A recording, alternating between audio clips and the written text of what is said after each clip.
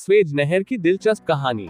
तारानकन Suez नहर मिस्र में है, जो भूमध्य सागर को लाल सागर से जोड़ती है। भूमध्य सागरीय तट पर स्थित पोर्ट सईद से शुरू होकर स्वेज शहर के पास लाल सागर में जा मिलती है। इन दोनों शहरों के बीच गुजरने वाली स्वेज नहर की लंबाई शुरू में 100 मील या 164 किलोमीटर और चौड़ाई मात्र 60 मीटर थी, पर इस पर काम होता रहता है और अब इसकी लंबाई 193.3 किलोमीटर और चौड़ाई कहीं पर 264 मीटर तो कहीं पर 313 मीटर है। जनरल सीसी के सत्ता में आने के बाद इस नहर के एक बड़े प्रोजेक्ट पर काम हो रहा है। 2023 तक पूरा होने की संभावना है।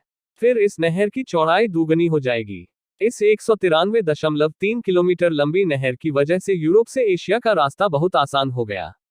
यूरोप से भारत जैसे देशों में आने के लिए पूरे अफ्रीका महाद्वीप को पार नहीं करना पड़ता और लगभग 4000 मील या 7 दिन की बचत होती है। विश्व व्यापार में इस नहर का हिस्सा 10% का है, अर्थात विश्व में सालाना जितना माल ढोया जाता है उसका 10% माल इस नहर से गुजरता है। हर वर्ष इस रास्ते से 1.5 करोड़ कंटेनर सामान यूरोप जाते हैं, जिनमें 75% चीन के बने हुए सामान होते हैं।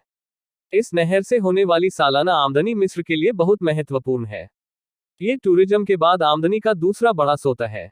स्वेज नहर का इतिहास अंडस्को अभी जो स्वेज नहर है, यह 1869 में बनकर तैयार हुई है। लेकिन जैसा कि आपको मालूम है कि मिस्र और भूमध्य सागरीय देश पुरानी सभ्यताओं के देश हैं और शुरू से ही यूरोप से एशिया को जोड़ने वाले इस रास्ते का महत्व का अंदाजा हो गया था, इसलिए शुरू से इस पर काम भी हुआ। आज के लगभग 3900 वर्ष पहले फिरौन सेनुसर थर्ड ने नील नदी से कुछ छोटी छोटी नहरें खुदवाईं, जिससे भूमध्य सागर को लाल सागर से जोड़ा गया था।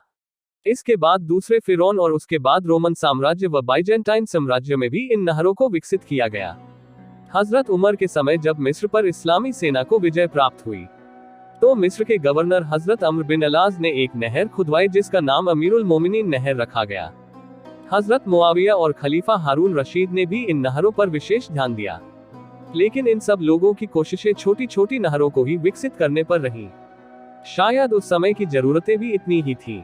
18वीं शताब्दी के आखिर में नेपोलियन बोनापार्ट ने जब मिस्र पर कब्जा किया तो उसने एक बड़ी नहर खोदवाने की तैयारी की। बजट तैयार हुआ, पर उस समय के फ्रांसीसी राष्ट्रपति की मंजूरी इस पर नहीं मिली। नेपोलियन के समय ये काम नहीं हो पाया, पर फ्रांस रुका नहीं। फ्रांस के लोग कोशिश करते रहे। 1854 में फ्रेंच इंजीनियर फर्डिनेंड डी लेस्बेस ने उस समय के मिस्र के गवर्नर सईद पाशा के सामने एक प्रपोजल रखा, जिसे सईद पाशा ने स्वीकार कर लिया और इस्तांबुल के हेडक्वार्टर से इजाजत हासिल कर ली।